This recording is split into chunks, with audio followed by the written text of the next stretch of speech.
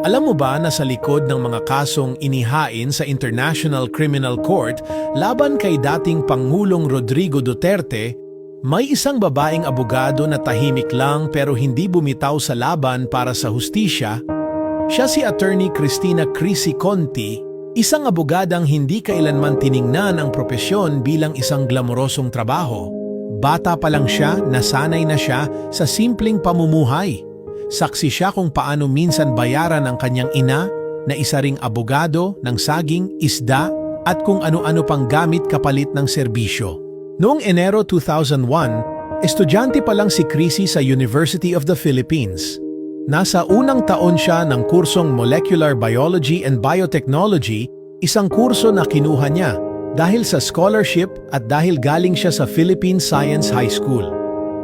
Pero sa kabila ng pagiging science major, hindi niya naiwasang ma-expose sa usapin ng lipunan. Kasama ang kanyang academic organization, ang 3 araw na protesta ang unang naging hakbang niya sa aktivismo at sa pakikibaka para sa karapatang pantao. Doon niya naranasan kung gaano kalakas ang boses ng taumbayan kapag nagsama-sama. Simula noon, naging aktibo na siya sa mga organisasyong makabayan sa UP. Sumali siya sa Anak Bayan at kalaunan ay naging chairperson pa ng Student Alliance for the Advancement of Democratic Rights o Stand Up. Doon niya natutunan na kapag may paninindigan ka, hindi maiiwasang may masasaktan o ma-offend. Pero mas mahalaga raw na malinaw sa'yo kung para saan ka lumalaban.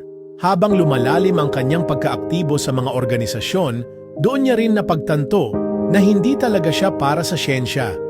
Kaya pagdating ng 3 taon niya sa kolehiyo, lumipat siya sa kursong journalism. Sa Anak Bayan din niya nakilala si Karen Empeño, isa ring aktivistang naging malapit niyang kaibigan.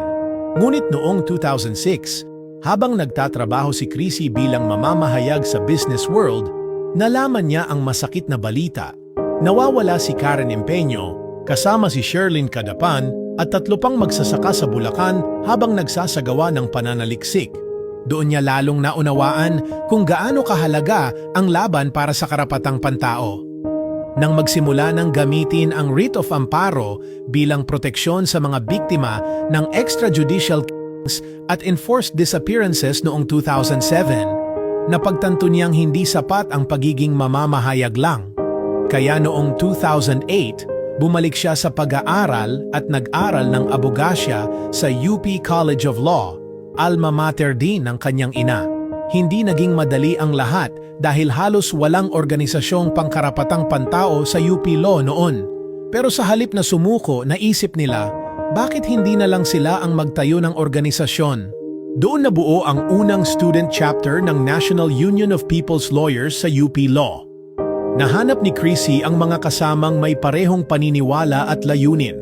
Kasabay nito, naitayo rin nila ang NUPL chapter sa Polytechnic University of the Philippines.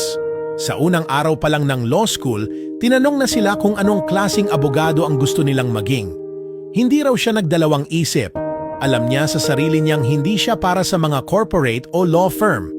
Ang gusto niya, yung abogado na nasa mga korte, nasa mga komunidad, at lumalaban para sa karapatan ng mga inaapi.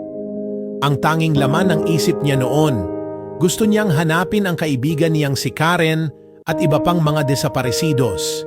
Sa paglipas ng panahon, tinupad niya ang pangakong iyon sa sarili. Hindi lang siya basta abogado ngayon.